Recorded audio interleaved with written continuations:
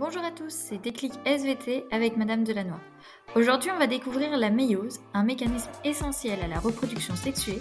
Si vous avez vu ma vidéo sur la mitose, vous allez voir qu'ici, c'est bien différent. C'est parti.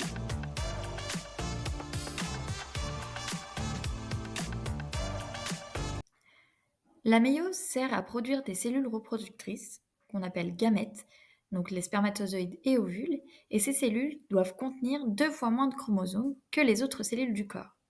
Pourquoi? Parce qu'au moment de la fécondation, les chromosomes du père et de la mère s'additionnent.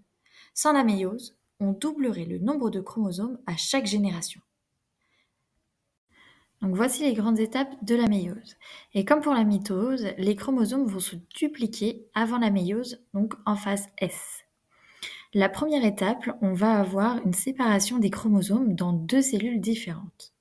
Ensuite, dans la deuxième division, qu'on appelle la division équationnelle, cette fois, ce sont les chromatides qui se séparent. Chaque cellule fille de la première division se divise à nouveau. On obtient alors 4 cellules haploïdes, toutes différentes génétiquement. Ce sont les futurs gamètes.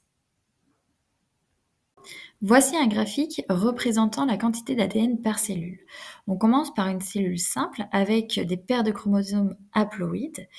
On va avoir en phase S une duplication, donc on arrive à des paires de chromosomes diploïdes, à 2 chromatides.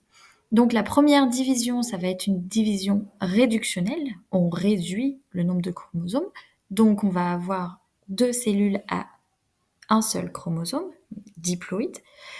Et enfin, la dernière division, c'est la méiose 2, c'est la division équationnelle, et on va avoir séparation des chromatides, et on aboutit à 4 cellules haploïdes, donc les futurs gamètes. Donc grâce à la méiose, chaque gamète possède une combinaison unique de chromosomes.